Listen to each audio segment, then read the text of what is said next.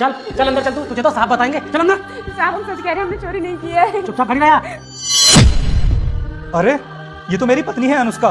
तलाक के 5 साल बाद ये इसकी कैसी हालत हो गई है?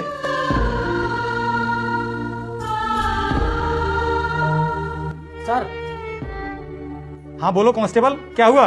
सर जो मेडिकल वाले मेहता जी है ना, ये उनके घर पर नौकरानी का काम करती है और उन्होंने मुझे बताया है कि उनके घर पर चोरी कर रही थी। ठीक है, इनसे मैं बात करता हूँ, तुम जाओ। जी सर।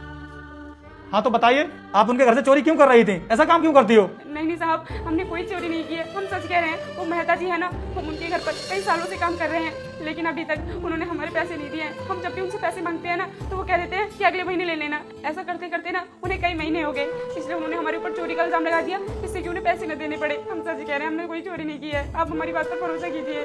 अरे तुम रो मत, मुझे पता है कि तुमने चोरी नहीं की है। क्या साहब, आपको पता है कि हमने चोरी नहीं की है? तो फिर हम जाएं? रुको, जी साहब बोलिए।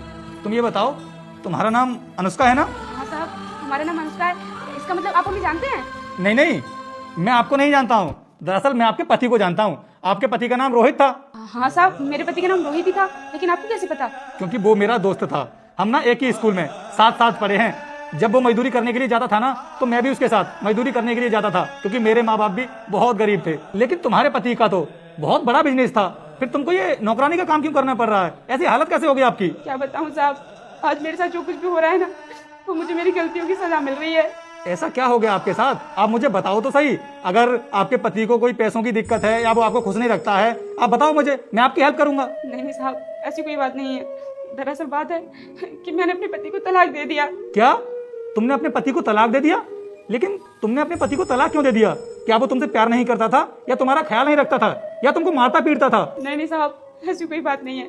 मेरे पति तो बहुत अच्छे थे, मुझसे बहुत प्यार करते थे, मेरा बहुत ख्याल रखते थे, लेकिन मेरी अकल पे पत्थर पड़ गए थे, जो मैंने अपने देवता जैसे पति को तलाक दे दिया। लेकिन तलाक क्यों दिया, इसके बारे में तो बताओ। तो मुझे कोई ना कोई वजह तो रही होगी।